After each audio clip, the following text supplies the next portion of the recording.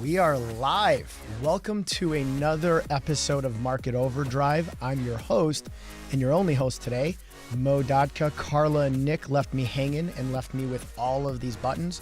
So hopefully I don't goof it up and press these things too much because I love shiny things and there's a lot of shiny stuff in front of me. Before we start though, I want to introduce our two awesome guests. They're two of my favorite realtors to work with. They're also two of the hardest working realtors in Chicago. I will start with Lila. Leila Bowie from Main Street Real Estate Group. Tell us a little bit about yourself, how long you've been a realtor, and just tell us about you. Hello. I've been with Main Street. I think this is my third year. Gosh, I should keep better track of that. But I've been selling. I think this is my fifth year selling. And previously, I worked in a real estate office for quite a while when I was in college in my master's degree. So I got some handy experience about the transactions and so forth. So I really think that was an awesome opportunity behind the scenes before I got selling. And before that, I was pursuing a career in opera. So I still sing, but the pursuit of auditions, those days are over. Lila is she is the best singer I've ever heard. And I was going to make her sing on air, but she'll beat me up. So we can't get her to sing here, but she's amazing. I remember when I watched you sing opera, I realized it's not just singing, it's so much singing and acting. So you're a great actress and you can sing in a lot of languages. So that's pretty awesome. Thanks, Mo. Do you ever sing to your clients in the car? No, I do a lot of humming, which is probably really annoying. But I catch myself every once in a while I'm humming and, they're like, oh, I hear you humming, because most of them know, that I also sing as well. So they will comment on it. But yeah, no major opera belting. Awesome. And our next guest, I've never heard him sing. I don't know if he's got a good voice. We can put him on the spot. No. Is Matt Neistat from At Properties. He's also one of the hardest working brokers I've ever worked with and just an all around nice guy. So Matt, thank you for coming on and Tell us a little bit about Matt. Well, I've been, I'm from all over the place. I got into this because I understand what it's like trying to find stuff, and I had a bad experience years and years ago moving to LA. And when I moved back to Chicago, with my background and my family's background in real estate, it was just a natural progression for me. Been doing this for a little over 6 years now, and I just enjoy working with people. There's, every day's a different day, so it makes life more interesting. Awesome. And guys, if you can see us on Facebook, feel free to ask us some questions. We want to hear some of your questions. Today's topic is going to be awesome. We're going to be talking about the spring market. We're going to be talking about multiple offer situations. We're going to talk a little bit about inventory. And then what do you do when you need to sell a house to buy? Because there's that dreaded home sales contingency, but it's reality. Most people cannot own a home and then buy another one because they just can't get approved for the mortgage. So we're going to touch on all of those topics. And the first one's kind of the spring market. It doesn't feel like spring outside. It still it felt like spring yesterday. And then now today it's all of a sudden cold again, but the spring market is underway. So tell us, Lila, what do you think the strength of the market is going into spring this year in 2018? It feels strong. I think it's a little frustrating for buyers in particular markets where they're not seeing enough inventory per se yet, but things are coming on the market. So sellers, we need you. Come out, please. List your home. We're ready. So I think it's just certain price points and certain markets are always going to have some lower inventory because there's more buyers, like $400,000 and less. There's probably a lot more buyers than your millions of dollars market. So just more of those homes I think we need, but yeah, it's a strong start, I think, and lots of buyers ready to buy. The strong start makes us realtors really, really happy. Matt, how about you? What are you seeing over at Properties? I would agree with what Lila said. It's we need sellers for sure. The market is strong. I have not seen it dip. I think that buyers are despite the rental market, there are buyers out there that want to. I think a lot of it is that they're not finding what they want and they're driven to the alternative. And I think there's other factors in it as well that we'll probably touch on at some point in the show, but there's definitely a disconnect with the price point, that 400, 500 and under for sure that we're not seeing as much of because the ultra luxury has kind of taken over in the condo sale world right now. Yeah, and even people who are not in that ultra luxury price point sometimes want that ultra luxury look. It's tough. It's really tough to, people see homes online and everything's accessible. You can go on Zillow, you can go on Realtor.com as a consumer, and you can look at all these places. So you're looking at places, you bump your price point a little bit, and then one bump up, and everything gets really nice. So it's really hard to kind of take somebody who might not be in that budget and tell them, hey, listen, like, you might not get all of that, but you can buy the place and then renovate it. You and I were talking off air a little bit about people who could just buy a place that's in their price point and over time renovate. But you were saying most people don't want to do that. Right. And I don't know if there was a generation, I think it was more that came before us that loved the idea of that. And I'm not sure why it isn't that way anymore. For me, I would love to buy a place, spend $50,000, $100,000 less and move in and do the work over time and spend the money when I have it. And when you go and sell it, you're selling it for more than obviously the hope is, but if you do your due diligence and work with the right people, you'll find that point where you can sell it for even more than what you paid and what you put into it. Yeah, that's the key. You got to make sure that your realtor and you're working with somebody who knows what they're doing. So if you're going to buy a home that needs work, you don't want to over improve it unless you're going to live there forever like I am in my home. I mean, I'm an over improver. I did stuff where I couldn't sell it right now and get all my value back, but I made it for me. But if your plan is to sell, you want to make sure you're putting the right amount of money in so that when you sell, you can get that back. And you're a good realtor like you guys can tell your clients, listen, spend this much money and you're going to get this much back at the end. Do you guys think the interest rate hike, the recent slight interest rate hike, Nick's not here because if Nick was here, he'd be explaining a little bit more about the interest rates, but we've seen a little bit of a hike. Lila, do you think the hike has slowed people down at all, or do you think it's just a bump in the road? I'm not sure about the bump in the road, how many more bumps we're going to have. And I think it's going to get a little bumpy according to some folks in the mortgage industry that I've talked to. But I don't think it's slowing anything down right now. I know for myself speaking, I am in the market to buy. And my husband and I are working towards that and finding the right place. And we see that interest rate. And we saw it jump up in the last 60 days considerably. So, well, for us, it seems considerable. But, we're not in the 1980s, but I think that it is sort of settling in with people that they're going to have a higher interest rate, and so maybe there is a little push for more buyers. Like, oh, I got to lock something in now. Let's get it going. I need to find the right place immediately. So that could be some sense of urgency that's coming out with people, and then I think it is predicted that that's going to go up even further. So I think there's maybe some anxiety with folks, and then. But as far as the long-term effects of that, they say maybe if it really goes up, that home sales will have to come down to sort of accommodate that or, subsidize that in some way. But I'm not seeing that yet. I don't think we're there yet. Awesome. How about you, Matt? What do you think about these interest rates or the slight interest rate hike? Overall, I still feel like borrowing is cheap money, right? Your interest rate is still relatively low, especially compared to what it was at one point. I don't think it's stopping people from buying. I get the question, as I'm sure you two do, what is it, why is it going up? How much is it going to go up?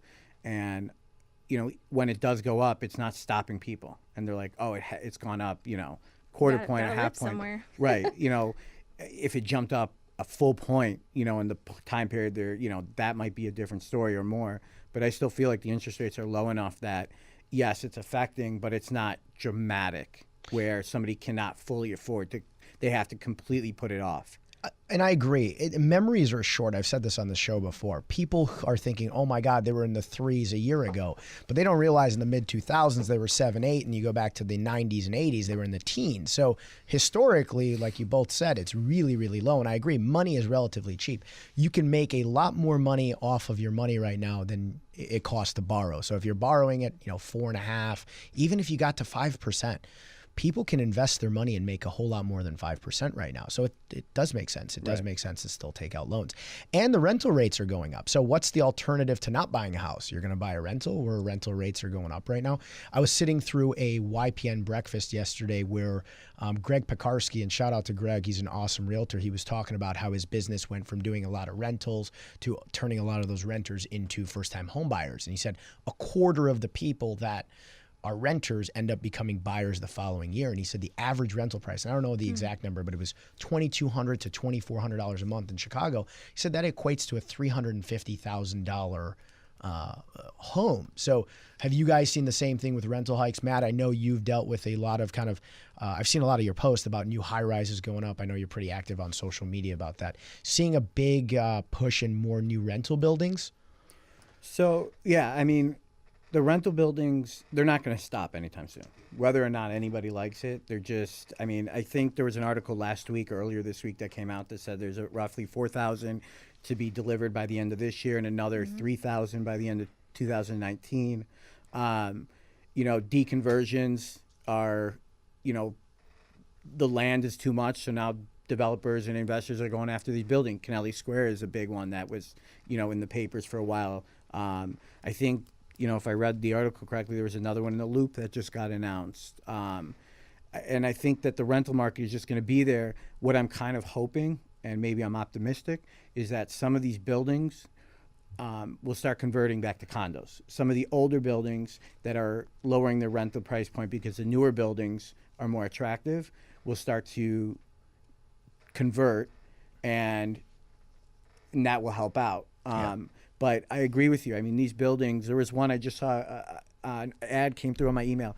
They're giving 3 months free to move in there. It's crazy. And to your point about the mortgage versus the rental is, what most people don't tell these renters when they're going to these rental buildings is that when you go to renew, all of that incentive goes away and you're starting off from the base rent.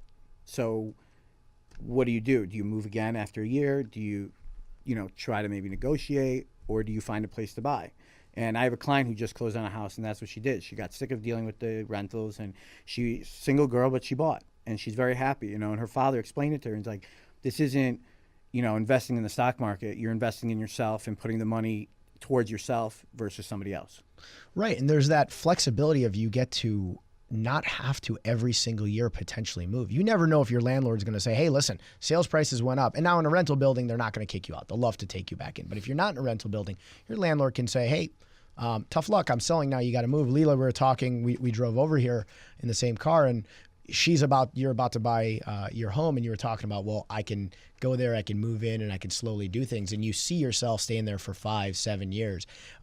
Is that something that you've been kind of thrown to your clients as well? Like, hey, listen, like, you don't have to move every single year if you end up becoming a home buyer. Right. I totally agree with you guys.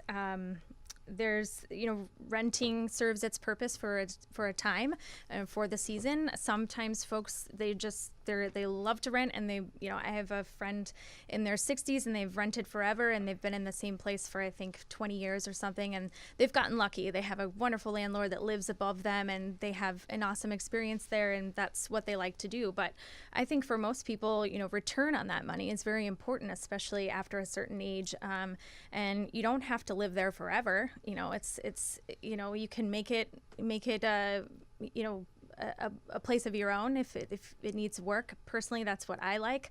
I'd love to go in and put some money into a place and make it what I want. But I think too with rentals that, especially for folks like with dogs or multiple pets, things like that, the restrictions are getting tighter and tighter on those folks who have those type of things, that they need parking. They also have pets. They have too many things that they need because they're outgrowing their space, and their landlords don't, they're not going to accept the dogs or whatever. So you have a lot more flexibility with the purchase, not to mention all the other benefits. You're speaking to a guy with a 130-pound Yeah. German Shepherd in Chicago. They deemed that a dangerous dog breed. He's a lap dog, and I got 5 cars. So I mean, Mo, parking's tough. were you ever a renter? I just can't even. No, I wasn't. I didn't think I so. bought pretty early on, but it's one of those things where I Airbnb'd when I was doing renovation. So I did buy a house that I renovated, and when I was trying to Airbnb, nobody would take me because I would call ahead and I was like, I just want to Airbnb for a month, and they would say, and I would say I have a dog, and like, what kind of dog? I got a German Shepherd. How big is he? 130 pounds. Nope, sorry, next. So I was calling people like a renter, and I was starting to feel that myself. It was tough. So I got to ask a nitro question. And usually we hear like the wheels spinning and the vroom vroom in my headphones, but it's not there, so I'll just make the vroom vroom sound myself. Matt, it's going to go to you, buddy. I'm not going to make Lila have to answer the question. So I got to tell you who the sponsor is first. It's Lisa Jacino from Allstate Insurance Company. The nitro question is brought by her. Thank you, Lisa. And Matt, we're going to talk about pet peeves. We were talking a little bit before we started the show about some pet peeves here and there. Give me your biggest buyer pet peeve. Not yet. I'm going to come back. Think about it for a bit. At the end of the show, I'm going to come back and we're going to talk about what your big pet peeve is. All right. So as the spring market's kind of getting busy, we're running into kind of the bidding war situation too. Have you guys started to see bidding wars? And I'll give it to you, Matt. What's your angle on bidding wars? Do you do anything in specific to help you guys have a better shot at winning those things? So yes, I just was in a situation, 17 offers. Oh my gosh, that was the same property. Yeah. Were you 16 and 17? Yeah. Oh my gosh, no, I'm serious. That is hilarious. Yeah, it's we didn't plan this. We both had buyer. Oh my gosh, we have to talk about that after the show. so yeah, that was a great place. I knew what that market was going to be like because I sold a place a couple blocks away last year, and we had it on the day market for one day, and my clients got exactly what they want, so we did it and we moved on. But to this point, 17 offers. We had a couple who first time out. It says maybe the second or third place they saw, they didn't need to go out again. And what could you do other than write the sappiest, heartfelt letter? I said, remember when you were walking through there, what did you see? Well, they have kids. It looks like they just had a kid and we're about to have one. I go, connection, right? At 17 offers, it's a long shot. 2 or 3 offers, I'm optimistic. And we went back and looked at it, and we didn't get it. I was gonna say, because we would have to put a wall up between us right now if you won that offer. Well, I thought you won it, and then you had lost out. I was like, oh my God, I created controversy here. Sorry, keep going. If I had, there would be a big sign all over social media: beat out 17 people. No. Yeah, that's true. But it is definitely I showed a client of Mo and I's. Mo also does a lot of. Tim and Mo do a lot of the stuff for the attorney side for my clients. And we were out last night. We walked into a place and the agent said, we have an offer, just so you guys know. And then, called me back 20 minutes later and said, hey, we got another one, right? So what do you do? And I'm not one of those. I'm not a car salesman. I'm not, for me, I tell my clients, you have 2 choices. We keep the search going and you just try not to get frustrated, or we go in with our best foot forward, knowing that you have to make the strongest, compelling argument possible right off the bat. And we pray that between that and me explaining who you are as a person and how easy we'll make the deal on everybody, that it works. Did you get it? No. No. The 17? No. The 17, no. That's tough because, with 17 offers, somebody comes in. We had one too. It was a 6-unit, or actually a 4-unit. You could have turned into a 6, where I walked up with my client and there was like 20 groups of people outside, and I'm like, uh-oh. And South Shore? No. It was Logan Square, and the place needed work. And there were no photos when they posted it online, but it was right in the FHA window for like a 4-unit. So there was a lot of people there, lots of cash offers. We weren't cash, so we lost out, but people went way over what I thought the place was worth. So I told my client, and I'm like you, I'm not a sales guy in the sense that I'm not going to let one of my clients buy something they shouldn't. So I was like, listen, this is going ridiculous. Just let's keep looking. The spring market's getting hotter. And we will find you the right property. How about you, Lila? What do you do with bidding wars and multiple offer situations? Yeah, well, I had it was a crazy experience with that 17 offer place. And, my client and I have been looking for a long time. She just literally fell in love with that place. But I have to say, I mean, there's definitely, I love the touch with, if it's appropriate for your clients to do the cover letter with their offer and all of that. There's so many different, schools of thought for multiple offer situations, but I kind of think, there's a sort of a tier system that maybe people don't know about. So I think are we still on? Are we good?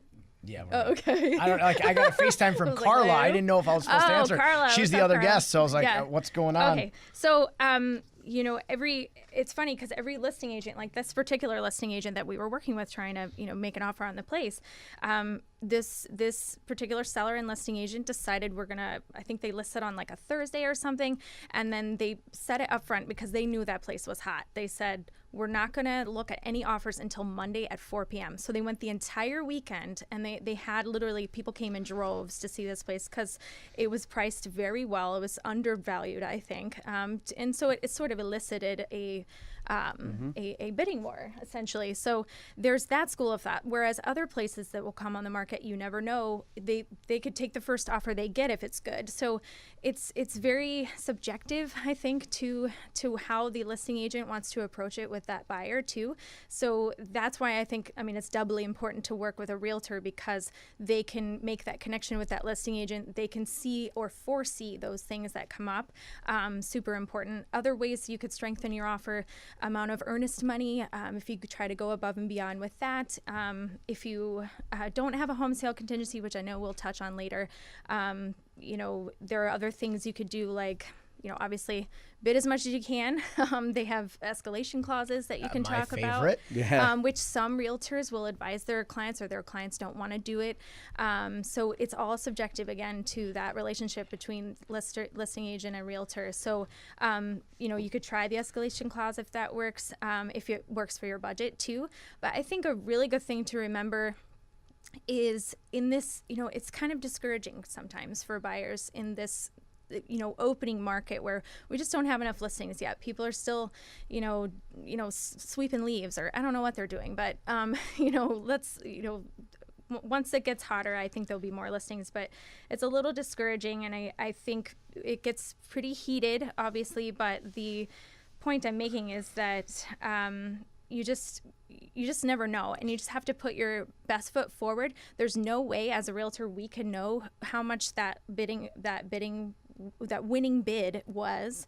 So we just have to put our best foot forward and don't pay a dime more than you're comfortable paying for that place. If you want to feel like you're winning, that's awesome. Feel like you're winning, you go for it. But I always tell my clients this: when you're sitting in your living room after you've won the property and you're closed on it, you want to think to yourself, oh yeah, I won this place and I am feeling really good about my purchase. Or you're going to think, oh my God, I let the market get to me and I overpaid.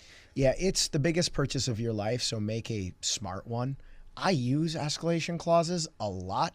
I think with an escalation clause, you have to be able to explain it to the listing agent and your client well. So some listing agents have seen them before, some just have never seen them. And if they've never seen them, there's an education piece that goes into that. And then you got to give your client another education piece that says, this is what you're doing. So I use them a lot, but I think more and more we're going to see multiple offer situations, especially on the good stuff. Like we were saying, the dated stuff, that might not have it unless they're really listed real low. Right. But the good stuff is going to have a ton of offers on them. How about pocket listings, Matt? What do you have you dealt with pocket listings at all? I know you guys have like a network of pocket listings over there at but do you look at them? People always think that's like the kind of hot and sexy thing if you can find pocket listings, and there's not a ton of them out there. Some people are like, well, can you just find something off market? I'm like, I'll try, but it's not like I can just shake the tree and all these great off-market properties come, falling down. The off-market properties that I see come on the market, they're almost very, very similar, right? You definitely have the higher price point, that, but to what you were saying is, what do we do? For me, for the pocket listings, I call agents that I know, that I have relationships with. Like, right, I'll bother you, I got one maybe for you. We'll talk. We'll talk tomorrow. We've been talking about this pocket 5 unit. But we constantly, it's just the networking between agents. Hey, do you have something? I'll tell people, listen, I'll sign an NDA if I have to, even if it's just a condo, just to get some information to see if it would even meet, my client's needs, or send over what my client's looking for. I think one of the most undervalued positions of real estate is the relationship of realtors within, whether it's our own company or outside, is that I don't really view this as a complete individual business, where I know a lot do. I view it as, I have a working relationship with everybody I've ever done business with. And, if everything's done right and something does come off the market, they call and say, hey, Matt, I know you had been looking for X for a while. Do you still have that client? We haven't put it on the market yet. This is where we're going to be at with it, kind of thing. And I think there's value to that. And that's 100%. Kind of how. Yeah, 100%. And you're a really nice guy, and Lila's really nice too. There's some jerks out there that, you're only hurting yourself by being mean to other realtors, because you and I do it all the time. You just like, hey, I'll sign an NDA. I'm like, I trust you, buddy. I don't need you to sign the NDA. But right. That's a very undervalued strength in your realtor, having connections in the industry. One of the best things about the YPN, and I'm giving a shout out to Carr and the YPN, is I think we do a good job of bringing realtors together so that they can be comfortable with one another, get to know one another. And I think just with those sorts of connections, it makes a humongous difference. Like you said, it's a good point too. Call the good realtors and try to see if they have anything coming up. I'm going to shift topics a little bit. What about time frame? Lila, how soon before somebody needs to move should they be looking to become how soon should they start searching when they want to become a home buyer? Well, there's an element of self-searching, and I call it soul searching too. But as far as working with a realtor, definitely some things I think should happen from within before you get in that car and go shopping. I think as soon as possible. As soon as you feel that bug, like, oh, we got to move, or maybe we'll be thinking about moving. I say the earlier the better, because the more education the more you can educate yourself on the area you want to be, exactly what you can afford, what you want to spend is oftentimes different than what you can afford. Get pre-approved. So get pre-approved, talk to a lender. So maybe just starting that conversation with a realtor, or hopefully you have a realtor in your life that you could trust, or hopefully and if you not, can give trust Matt or any Lila of a us. call. Yes. Call us. So, I think it's important to start that conversation, build a game plan for yourself. So there's all kinds of situations that folks are in, whether they've got a home to sell, a home to buy, or a home to sell and then a home to buy, or if they're just a first-time home buyer and they have 1,000,001 questions. If they're moving up to their second home purchase, they've done this before, but they want to do things differently this time. So just building that game plan, and really utilizing places like Zillow and Trulia or whatever, all the internet gods that are out there that have listings. Once you get to a serious level, I think it's very important to start a direct MLS search with your realtor, but just to get to know the areas and become familiar with what you can get for your money, I think is very important early on. So like at least 6 months, 5 months, and then jump in the car as soon as your realtor and you have decided on a time. That's good, but usually to close, if you're using like a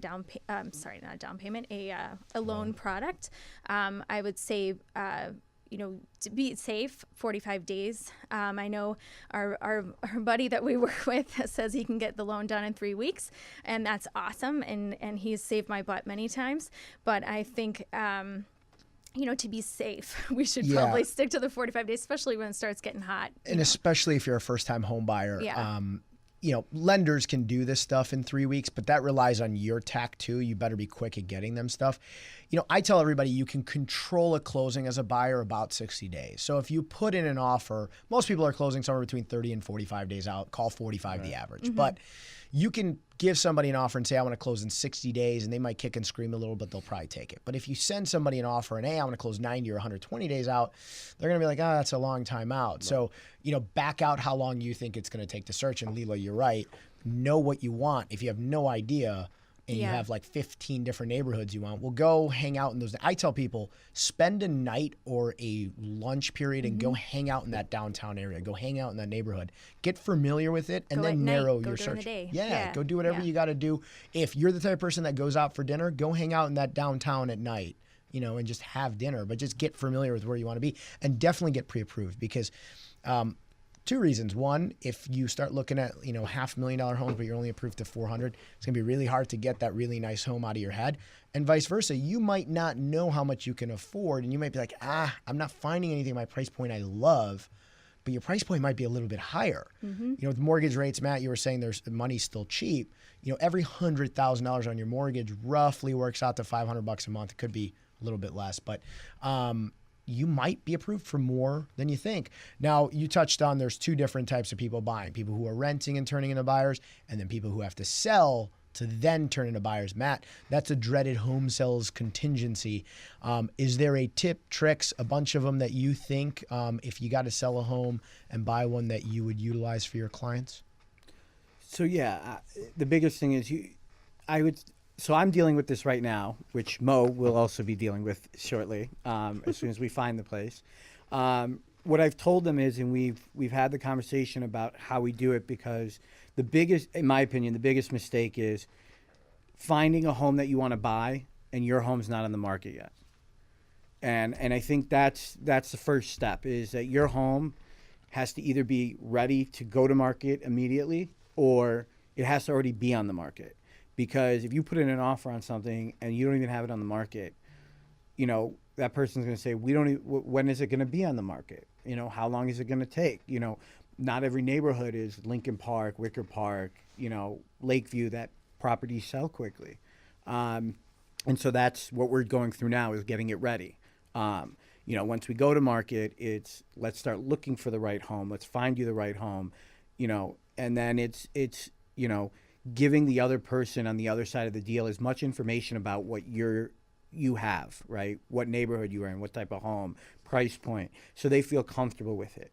I was in one a couple of years ago, and it was the first one I ever did, and the other side of the deal didn't want to give their buyer's information to us, and my buyer was buying. He was moving to Illinois, so he was using different realtors, and the other realtor didn't want to give us any information about the deal. And how can I explain that to the listing agent, what kind of deal we have, how solid it is?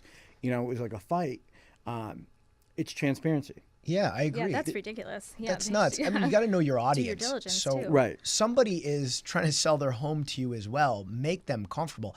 And I think you hit it right. You got to be very close to listing your home or listed. And if you're very close, I send the photos of what I'm going to list. I send my CMA. I tell them what I'm going to price it at. So I send them days on market for similar homes. Like, guys, don't worry, we'll be under contract quick.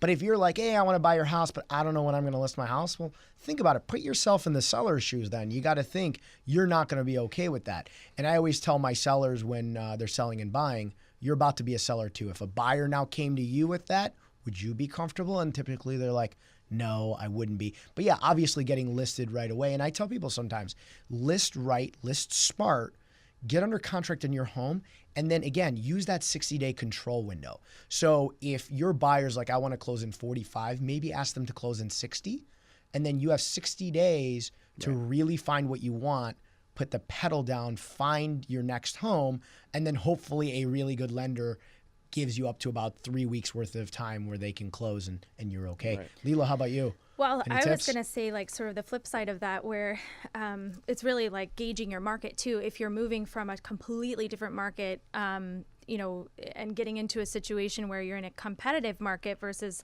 so I have some clients moving from, from west suburbs, but way west.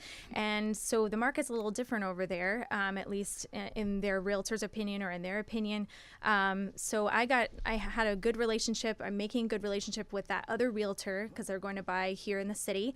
And, they may they may have to sort of wait for that property to sort of move and then make a quick decision over here. But taking that time to really educate yourself about where you're moving and what you're looking for, so that hopefully that property is magically there for you when you need it and when they get a contract on their home. But they've been listed for a while.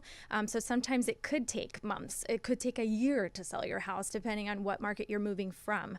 But on the flip side too, I have clients here that are just moving neighborhoods, but one of their neighborhoods and their search criteria, it's pretty strict, and good for them. They want what they want the best for them. So it took a while to find them the right place, but once we did, then immediately, to your point too, then immediately we would consider listing their home. These folks don't have a home sale contingency, but they don't want to afford 2 mortgage payments for too long. So something that's important to remember: when you buy your home, usually the lender you won't have a mortgage payment for a couple of months, maybe 1-2 months after closing. So if you are in a market that you can sell your home quickly once you're under contract, you do have a little room there. You have a little grace period if the lender allows you to have 2 homes at once. I mean, this is a different topic, but for them, it kind of works out that will be able to list their home very quickly and sell their home very quickly. I'm very confident of that. So I'm actually telling them to wait until after attorney review is over to list, because I don't want them to be homeless then, if something happens. So yeah, so we it really is just dependent on the person and the client and maybe their risk level. Some people take out home equity lines of credits to try to fund their next purchase. I mean, there's all kinds of stuff that people do. Bridge loans. There's tons of ways to do it, and it's one of those things where there's a lot of ways to do it. I've seen people try to buy homes and just not have a home sales contingency when they need it, and try to kill deals with mortgage contingencies. We get calls at the law firm all the time saying like, "Hey, I know I have to sell my home to buy, but somebody told me," and it's typically a realtor that's just like telling them the wrong stuff. They said, paragraph 8, the mortgage contingency, I can just kill it if I don't get a mortgage. So do we really have to put that in there?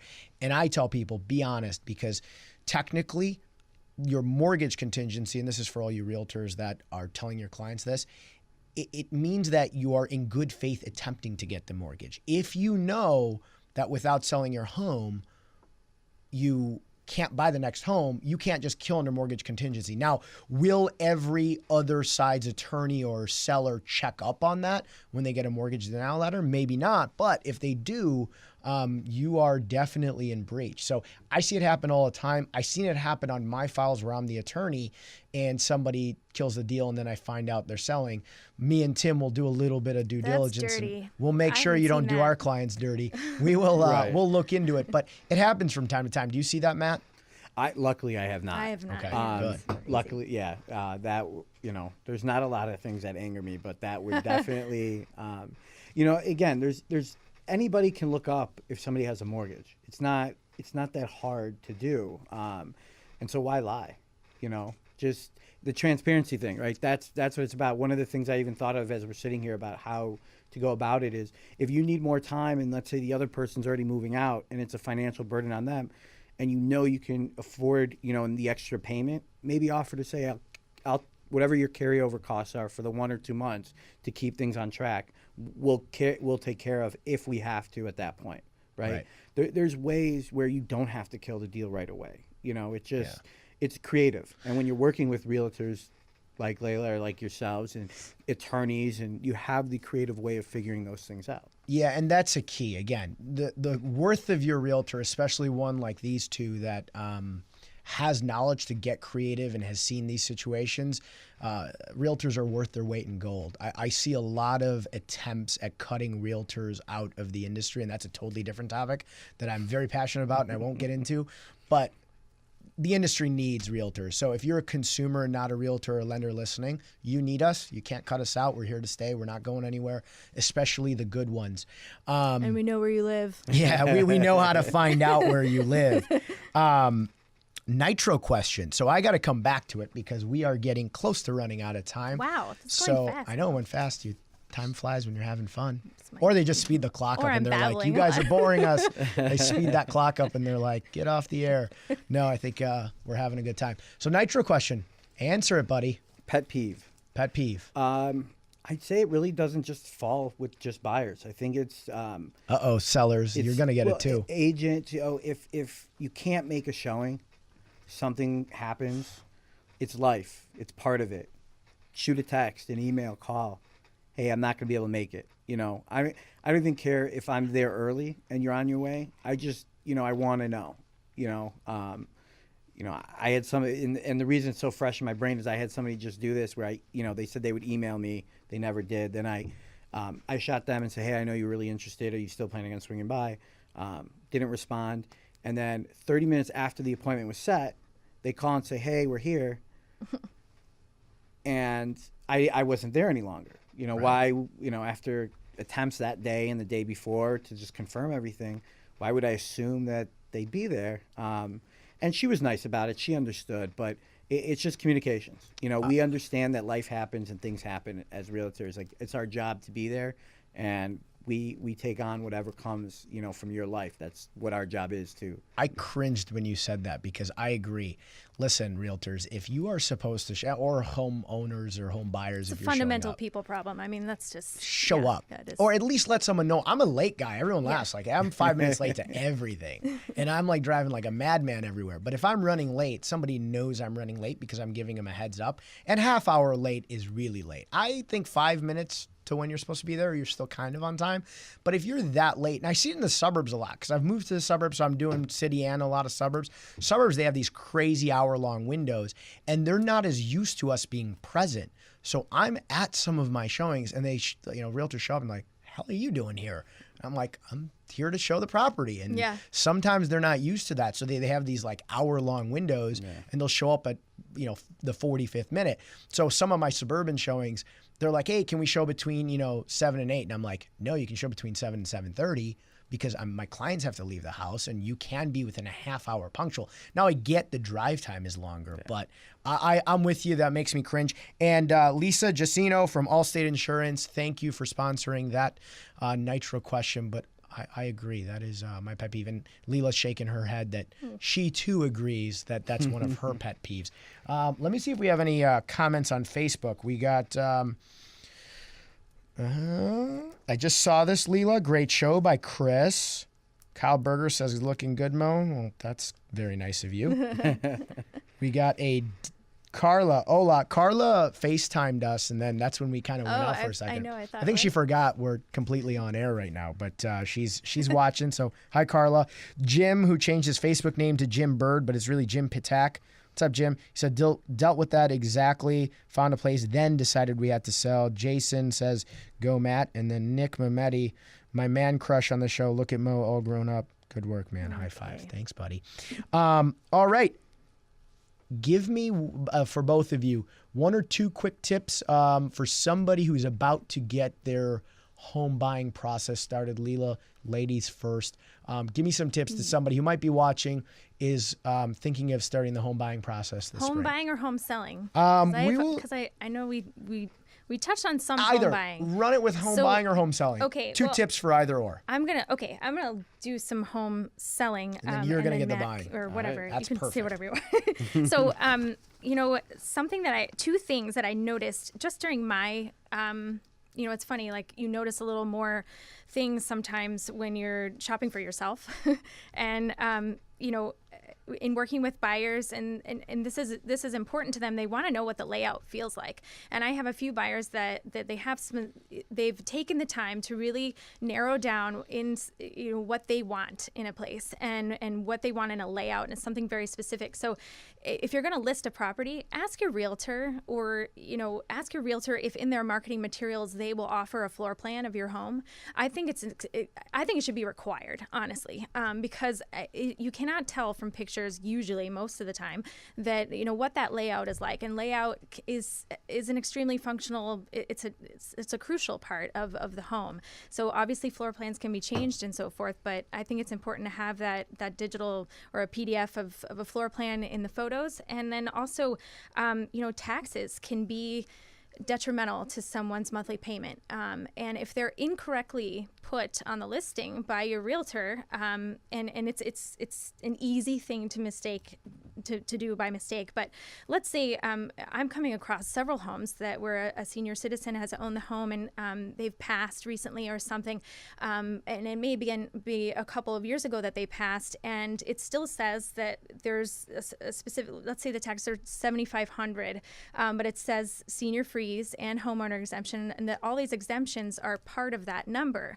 When really, when I look it up directly from the Cook County or Will County DuPage website, assessor's website, it actually says that they haven't gotten an exemption in 2 to 3 years. So that number will significantly rise or fall based on those homeowners exemptions or whatever being a part of that tax number. So they're just reported incorrectly so many times, so often, that I feel like, it's easy for a buyer just to scroll past it because they're like, oh, taxes are too high. Don't be lazy. So, yeah, realtors. it sounds really simple, but it's an easy mistake that can cost a lot of buyers walking past your listing. I don't even when my clients tell me my taxes are this much, I don't trust it. I actually go on the county's website and I pull up the exact number. It's public knowledge. Yeah, you can do that. And I get a lot of people, and I don't want to poo-poo Lake County here, but I'm going to poo-poo Lake County for a second here. But, when you're moving from, a lot of times I'm dealing with Glenview, Northbrook, Deerfield. And I love Deerfield. I put a lot of clients and homes in Deerfield, and taxes are fine for the most part. But the difference of $8,000 a year taxes for the same home, that's $600-700 a month. You can buy a $100,000 nicer home in a different township with $8,000-9,000 less taxes. So taxes are definitely a consideration people have to take. And it's not to say don't go someplace and pay high taxes. My taxes are ridiculous. You can also, if you have tax questions and if there's a senior freeze or a homeowner's exemption and you don't know how much the values of those things are, and if they're accurate, but you don't know if the senior freeze drops off, how much that is, reach out to your real estate attorney. They can typically calculate that. If you're calling our firm to I can calculate it. Whoa. I know how to do it. Good for you. Because I've been doing it on my own search. So Wow. you can figure it out. And it could make a difference in your monthly payment, hundreds of dollars. Well, Huge. Not to interrupt you, but I think that's okay. the biggest misconception, in my opinion, is that you get pre-approved for X amount, but you're not, that's not what you're really looking for. You're looking for a monthly payment that you can afford. Combo, yeah. Because, like you were saying, Lake County versus Cook County, your taxes could be a $10,000 difference, and all of a sudden that $400,000 house that wasn't affordable can jump, potentially even more than that. So, every bit of those numbers definitely make a big difference for somebody. And Matt, you're exactly correct. It's in assessments, you see it in the city. So when somebody says you're approved for $400,000, there's a monthly payment that you're approved for, and now they've estimated taxes and estimated HOA fees. And Matt's right. So if you're approved for $400,000, and then you want to go buy a place that's $400,000 but has $1,800 a month assessments, you might not be approved for $400,000 anymore. It might be much, much lower than that. So that's absolutely correct. Now give me your 1 or 2 tips to somebody who's looking to become a buyer. So we said it earlier, and it's said over and over, but talk to a lender. No matter what anybody tells you, you need a lender to run through the financials with you, because thankfully, I've never been in a situation where somebody was out, didn't get pre-approved, and saw something they liked and then couldn't get it. But I have been in several situations where we were looking at one price point, and I said, who is your lender? And this is when I first was getting into the business. Oh, we haven't really gotten it pre-approved yet. We just did basic calculations. This is what we think we can afford. And well, go talk to a lender. I can give you names. You can go to whoever you want. Doesn't matter. But you need somebody to run the numbers for you. And all of a sudden, one of them was $200,000 more than they thought they could afford. Wow. They had no idea. And that makes a huge difference, as everybody would know, in what they can buy. So thankfully they got excited about the home buying process. They were no longer upset that they weren't finding what they wanted. The other thing is working with a realtor. And I'm not saying that as a realtor. I'm saying that because you generally pay more for a property when you're not working with a realtor. And there's other things. We know the market. We know how to negotiate. We know how to fight for you in the best way possible. And if you're working with somebody that you have a good relationship with, the process will be easier. They will get you things that you could not have gotten on your own or even thought of on your own. You are absolutely correct. That's I'm a very whole other topic. passionate about this. I have a tech startup happening soon, and we have a statistic. home sellers that don't use realtors typically get 10% less. It's like $246,000 across the country on average versus 270 something. And home buyers are typically ending up paying without realtors 8% more. So your realtor, especially for buyers, we're free to you guys. You're crazy not to use a realtor, but whether you're a seller or you're a buyer, use a realtor. And we got 2 good ones really quick. How do we contact you, Lila, if somebody wants to contact you? I don't know if you want to put out your phone number out on air. Oh, I don't care. It's whatever everywhere. you want. Go for Call it. me. I have no shame. Go for it. 312-965-8405. And this will be recorded so you can rewind and go slow and write it down. But I'm Lila. I'd love to help in any way I can. And Matt, I don't know if you're going to get a bunch of people just calling you like they might call Lila, but That's give us your contact information. My phone number is 847-714-2913. You can find me through there, social media, company's website. My website will hopefully be up soon. You can find us. We're not hidden. You can Google our names. We're real estate agents that want to be found are easily found. That's right. All right. I got to thank our sponsors. So I'm going to read off of this. We got Mike Randick and Carmen Carbonara of Stewart Title. Thank you guys at Stewart Title. Tamika Scott with Money Matters Financial Peace. She's an accountant. Tax season's coming up, so if you're not doing your taxes, give Tamika a call. Denise Edenhofer with Fidelity National Home Warranty. If you're buying a home warranty is a really important part of the process. Give Denise a call. Give Fidelity National Home a call. Get a home warranty. Jana Diaz with Credit RX. If your credit's not good enough to buy yet, get credit repair. They can typically do it really fast and get you into a home really quickly. And again, Lisa Jacino with Allstate Insurance. You cannot buy a house without insurance, so give Lisa a call to get some insurance. And that's about a wrap. So Nick and Karla, I didn't goof this one up. You guys let me land this plane with no problems. Thank you for tuning in to Market Overdrive. You guys can find us on Facebook /Market Overdrive. You guys can find us on Instagram. You can find us on YouTube. I think we're on Twitter too. You can find us anywhere there's social media. We'll be back next week and on at 5. Paddleboards. And on what? On paddleboards and kayaks. Yeah, anywhere. You can find us anywhere. We're everywhere you want to find us. Next Thursday again at 5:30, we'll be back. Thanks for listening to and watching Market Overdrive.